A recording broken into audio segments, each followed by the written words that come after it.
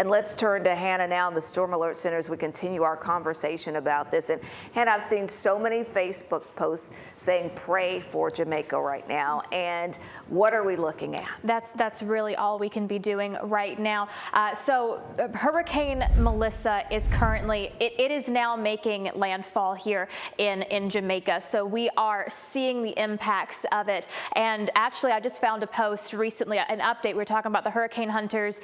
Once again, just 30 minutes ago, we got word that they had to turn around again due to the extreme turbulence. They could not make it inside there safely. But the eye of that hurricane, within that wall, I want you to picture a 30-mile wide EF4 hurricane. EF4 tornado. That is the situation that is happening with Hurricane Melissa right now. The eye wall, we have this major Category 5. It's hurricane Category 5 strength.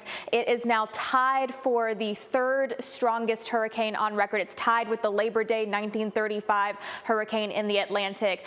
It is the second strongest hurricane in regards to wind gusts. Going to go zoom in and we're going to show you real quick that eye is now making landfall. So that area right there that's just over to the west of Bull Savannah are now being impacted by 225-mile-per-hour wind gusts. The sustained winds alone are 185 miles per hour, and 300 feet above the surface of the ocean, the hurricane hunters had measured 252-mile-per-hour wind gusts. So this is devastating. Really, this is going to cause structural calamities and just structural failure for anything that's not, cemented down.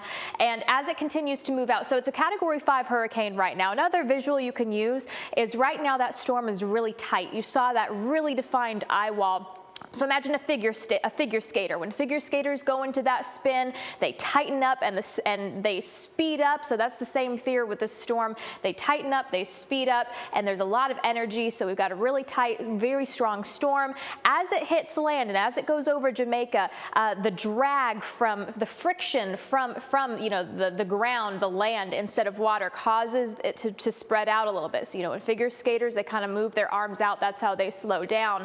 But that's very relative because it's going to likely make landfall again across Cuba. We're seeing over there's a Cat 4, possibly a Cat 3, and then as it makes its way over the Bahamas and some of those islands there, likely going to stay a Cat 2. So it's going to cause destruction, likely a humanitarian crisis there for Jamaica, because we're talking deadly mudslides that are going to happen after this, the 30+ inches of rain which are falling. So again, wanted to show you the top strongest Atlantic hurricanes, and now Melissa has tied with the Labor Day hurricane with the minimum pressure now 892 millibars. Now we're going to swing over to our viewing area. Not quite as much going on, but we are still expecting some more rain on top of what we've already seen, and that's going to be some good news. We're seeing that nice gradual accumulation. Today is going to be nice and cloudy, but heading into tomorrow, we're expecting more rain. That system's going to move its way through and give us some bouts of heavier rain and some drizzle. Again, just overall some very cloudy conditions and just very, very fall-like.